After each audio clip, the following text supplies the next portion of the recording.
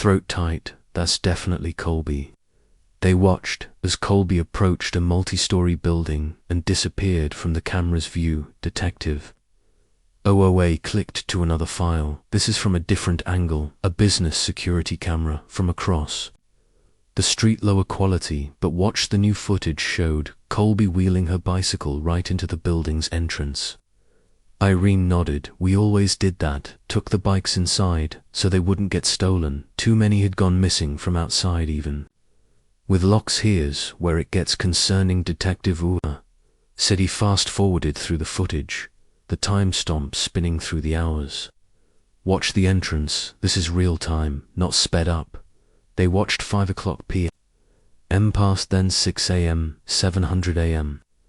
The sun set in the grainy footage, streetlights coming on, but Colby never emerged. She never left. Irene said, her voice barely above a whisper. But that doesn't make sense. Her shift would have ended by 5:30. Keep watching, the detective said grimly. The timestamp showed 11:23 p.m. When a figure finally emerged from the building, Irene's breath caught. The person wore a dark hoodie, face obscured, pushing a bicycle unmistakably. The USPS bicycle. That's not Colby, Irene said immediately. To tall, different build. We agree now. Watch this. Detective OOA switched to another file. This is from the traffic camera near the canal, about 6 blocks away. The new footage showed the hooded figure approaching the canal embankment. As they passed under a streetlight, the wind caught the hood, revealing long wavy hair spilling out. Definitely a woman, but not. Colby Cole's hair had been shorter, curlier. They watched in silence. As the woman reached the canal edge, looked around as if checking for witnesses, then hefted the bicycle over the concrete barrier. She stood there for a long moment, apparently watching to make sure it sank before turning and walking away. My God, Irene breathed, wiping her face with shaking hands. Someone did something to her, that woman. She took Cole's bike and dumped it. But where's Colby? What was she doing in that building? Who is that woman? Detective OOA paused the footage. Those are the questions we need to answer. We need to investigate that building canvas for anyone who might remember seeing Colby that day or recognize this woman. But it's been 7 years, Irene said desperately. Will anyone even remember? You'd be surprised what people remember when asked the right questions, the detective said. The problem is, we can't make out the building number from these angles. The address is partially obscured. Officer Torres spoke up for the first time. Actually, detective, I think I've got it. He'd been working on another laptop while they talked, cross-referencing the business listings from that area in '97, with the visible storefronts in the footage. I believe it's 4782 Industrial Boulevard. Detective OOA studied the screen, comparing it with a current map that matches up. Good work, Torres. He stood, already reaching for his jacket. We're heading there now. Irene stood as well. I'm coming with you, Ms. Martinez. It would be better if you waited here or went home. This is an active investigation. I'll stay in the car, Irene said firmly.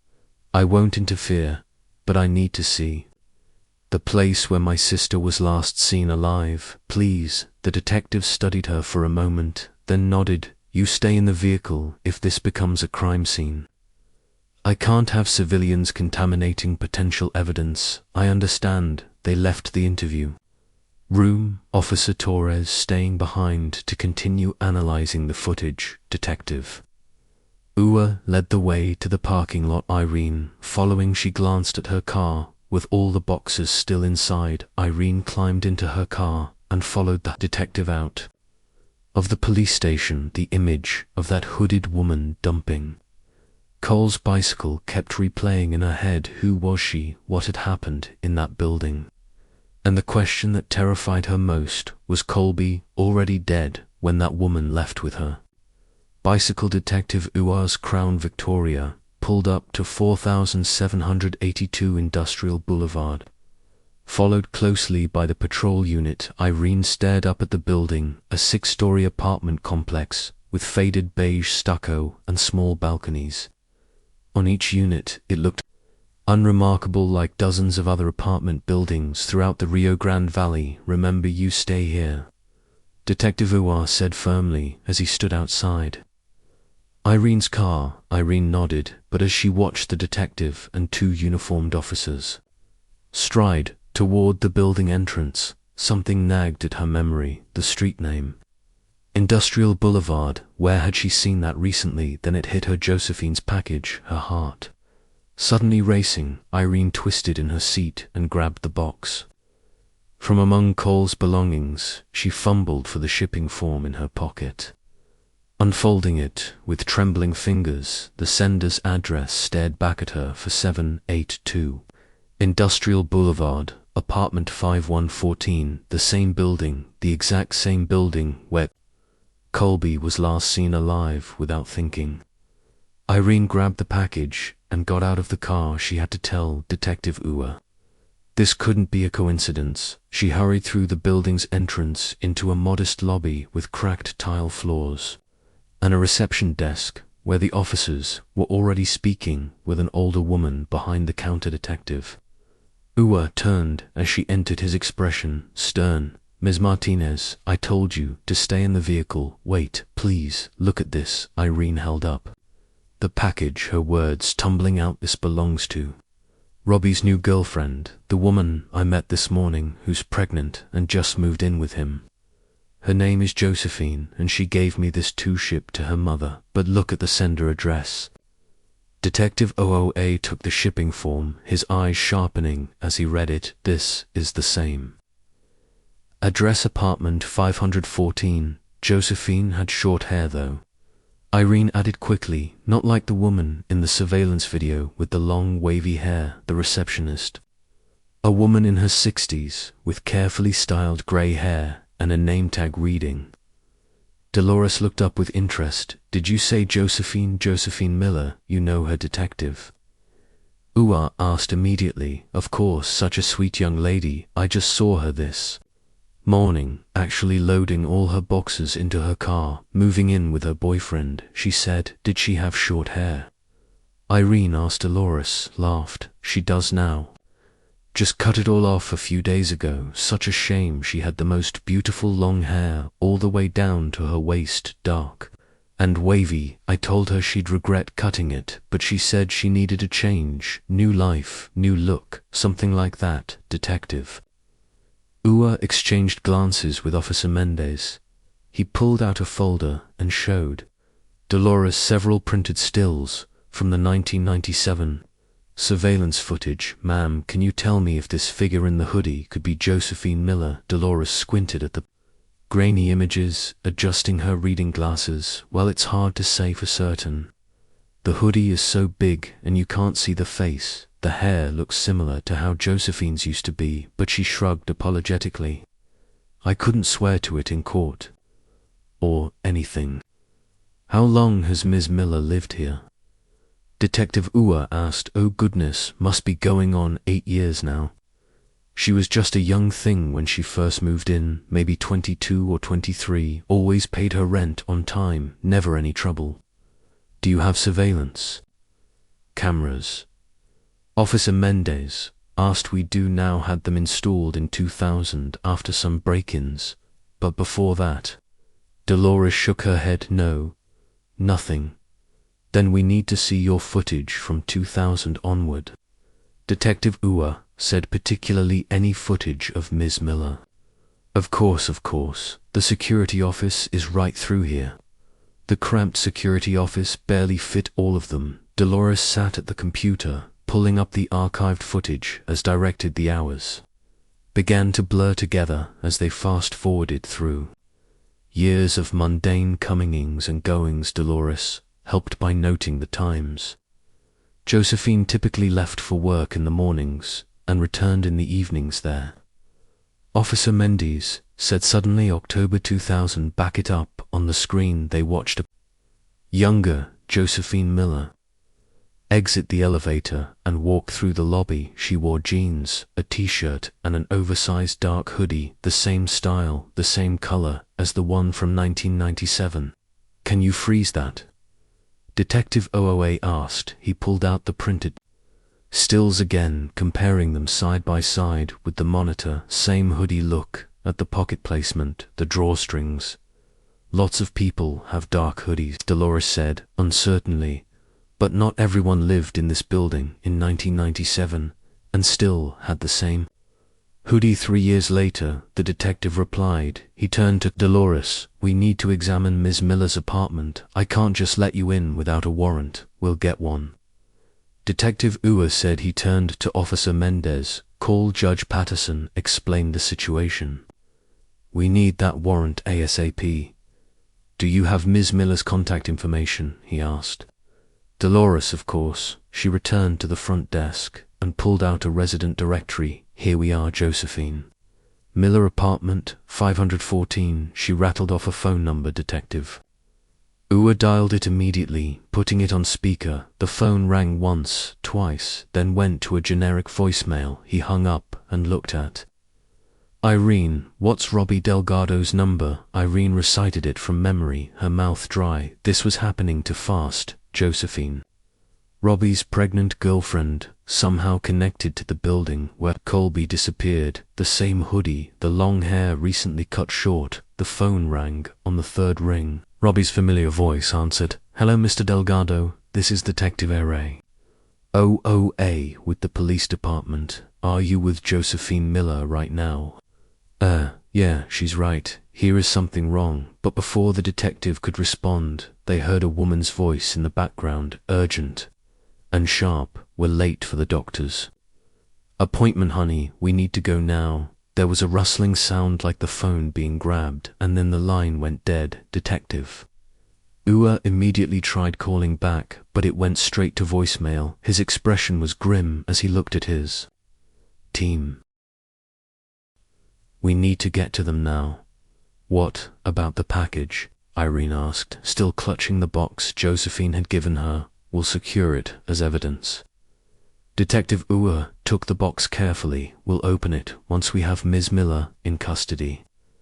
Officer Mendes, you stay here and wait for that warrant. Search the apartment as soon as you get it, Officer Chen, you're with me. They headed for the exit, Irene following. Where are you going to find Robbie Delgado and Josephine Miller? Detective OOA said tersely. Ms. Martinez, I need you to. I know where Robbie lives, Irene interrupted, and if they're going to an OBGYN appointment, there are only 3 maternity clinics on this side of town. The detective paused, considering get in, but you follow my lead. Understood. They rushed back to the vehicles, Irene's mind spinning. Josephine's sweet pregnant Josephine, who was moving in with Robbie, who had lived in the same building where Colby vanished, who owned a hoodie that matched the one worn by the woman who dumped Cole's bicycle, who had seemed so nervous about that package as they pulled away from the apartment building. Irene gripped the door handle and prayed they weren't already too late. Detective OOA's unmarked car pulled into Robbie's driveway, with Irene right behind in her Honda, the pickup truck Josephine had been unloading earlier was there, but Robbie's work truck was nowhere to be seen. The house sat quiet in the afternoon heat, no signs of life. Damn it, Detective Ua muttered. Getting out of the car, Officer Chen was already moving toward the front door, knocking firmly. Mr. Delgado. Miss Miller, Police Department, we need to speak with you. No answer. Officer Chen tried the door handle locked. He moved to peer through the front window while Detective Ua circled around to check the back of the house. A man emerged from the house across the street, an elderly gentleman in a straw hat, who'd apparently been watering his small garden. You're looking for Robbie? Yes, sir. Detective Orr said, walking over. Did you see him leave? The neighbor nodded, pointing down the street. Maybe 20 minutes ago, half hour they went that way. The lady seemed in a real hurry, kept saying they were going to be late for the baby doctor. You know, the OBGYN. Did they say which clinic? Irene asked. Hopefully the man shook his head. No, sorry, just heard her going on about being late for their appointment. She's pregnant. You know, nice girl, just moved in today. Hope everything's okay. We just need to speak with them, Detective, Ua said neutrally. Thank you for your help. The detective returned to his car, already on his radio dispatch. This is Detective Ua. I need you to contact all hospitals and clinics in the area with obstetrics and gynecology departments looking for a patient named Josephine Miller. Should have an appointment scheduled for this afternoon. Copy. The detective's standby officer Chen continued, checking the house perimeter, looking for anything out of place, but found nothing suspicious. Irene stood by her car, arms crossed, watching the detective pace as they waited for dispatch to call back. The minutes crawled by. 5:10. Finally, the radio crackled to life. Detective OOA. We've located a Josephine Miller scheduled for a 3:30 p.m. appointment at Valley Women's Health Center on 10th Street. That's only 15 minutes from here, Irene said. Let's go. Detective OOA was already getting back in his car. Officer Chen, follow us. Irene jumped in her Honda, following the two police vehicles. As they sped through the residential streets, she kept checking her phone, hoping for some message that would explain all this, make it make sense. How could Josephine, pregnant, moving in with Robbie, seemingly starting a new life, be connected to Cole's disappearance? Valley Women's Health Center was a modern single-story building with desert landscaping and plenty of parking. Detective Ua parked directly in front of the entrance, not bothering with the proper space. Irene pulled in beside him. Inside, the waiting room was half full of expectant mothers. The detective approached the reception desk, showing his badge discreetly. I'm looking for Josephine Miller. She should have a 3:30 appointment. The nurse checked her computer, frowning. Yes, she's scheduled, but she hasn't checked in yet. We actually just tried calling. She's 20 minutes late. They never showed. Detective Ua said grimly. He stepped away from the desk, pulling out his phone. He tried Robbie's number first, then Josephine's. Both went straight to voicemail. Where would they go? Officer Chen asked. Detective Ua's expression was hard as he made another call. This is Detective Ua. I need a B issued immediately for Robbie Delgado and Josephine Miller. He rattled off descriptions and Robbie's truck information. I also need units at all major exits from town. They may be attempting to flee. He turned to Irene. Miss Martinez, this is where you need to go home. We'll handle it from here if we find them.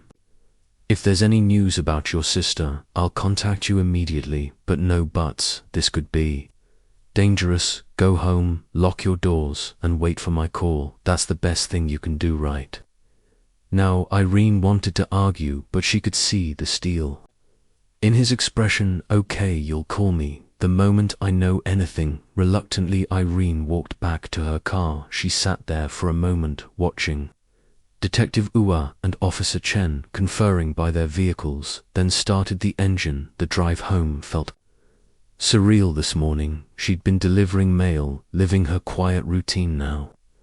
Kolb's bicycle had been found, and somehow Robbie's new girlfriend was connected to it all. She turned onto her street, the familiar sight of her small house, providing no comfort. All she could think about was Colby, 7 years gone, and that grainy image of someone in a hoodie dumping her bicycle in the canal. Irene pulled into her driveway and immediately noticed something wrong. The front gate, she always latched it carefully, a habit from when neighborhood dogs would get into the yard, stood slightly open. She distinctly remembered closing and latching it this morning before leaving for work. Her pulse quickened as she got out of the car, scanning the street. No unfamiliar vehicles, no one watching, but that gate. She approached slowly, her phone already in her hand. Detective Ua's number pulled up and ready. The front door was worse than the gate, not just unlocked but slightly ajar. Someone was in her house. Irene pushed the door open carefully. Hello, is someone here? The living room was empty, undisturbed, same with the kitchen, but there was something wrong with the silence, a quality to it that made her skin crawl. She moved down the hallway toward her bedroom phone clutched tight. She pushed open her bedroom door and screamed. A rope hung from the ceiling fan mount, and dangling from it, choking and struggling weakly, was Josephine. Her face was purple, eyes, bulging hands, clawing feebly at the noose around her neck. At the corner of the room, Robbie lay crumpled on the floor. Unconscious, Irene's paralysis broke. She grabbed the wooden chair that had been kicked over beneath Josephine, clearly what she'd stood on, and dragged it back under. The struggling woman standing on it gave Josephine's feet just enough support to ease the pressure hold on. Irene climbed onto her bed, reaching for the rope above Josephine's head. The pregnant woman was heavy, hard to support. Irene's fingers fumbled with the knot as Josephine made horrible choking sounds below her. Finally, the rope came loose. Irene lost her balance on the soft mattress edge as Josephine's full weight hit her. They both crashed to the floor, Irene's shoulder taking the brunt of the impact. Josephine gasped and coughed, curled on her side, hands at her throat. Irene scrambled to her knees, fury replacing fear. "You're not leaving this world yet," she snarled. "You have too much explaining to do." She hit Detective OOA's number on her phone. He answered immediately. "Detective there, at my house. Josephine tried to hang herself and Robbie's unconscious. I need ambulances now. We're on our way. Don't touch anything else. Hurry." Irene ended the call and crawled over to Robbie. He was breathing but unconscious, white foam at the corners of his mouth, drug paraphernalia. A syringe, a spoon, a lighter lay scattered on the floor near him. Josephine had drugged him, Irene realized, overdosed him before trying to kill herself. A folded piece of paper on her dresser caught her eye. The handwriting was neat. Feminine, definitely not Robbie's chicken scratch. Irene read it with shaking hands. "You'll spend the rest of your pathetic life wondering and hurting just like I did every night. You'll see her face and know you failed her. The pain will eat you alive. Enjoy your nightmare." Sirens wailed in the distance, growing louder. Irene dropped the note and rushed to the front door, waving frantically as police cars and ambulances screamed onto her quiet street. In here, hurry. Paramedics rushed past her with their equipment. Detective OOA arrived seconds later, taking in the scene with professional efficiency. The medical team immediately went to work on both Josephine and Robbie, checking vitals, starting IVs. "She was hanging when I got here," Irene explained, her words tumbling over each other. "I got her down. Robbie was already unconscious. I think she drugged him." One of the paramedics working on Josephine pulled something from her pocket and held it up. "Detective, you'll want to see this." It was a key ring with a large decorative letter.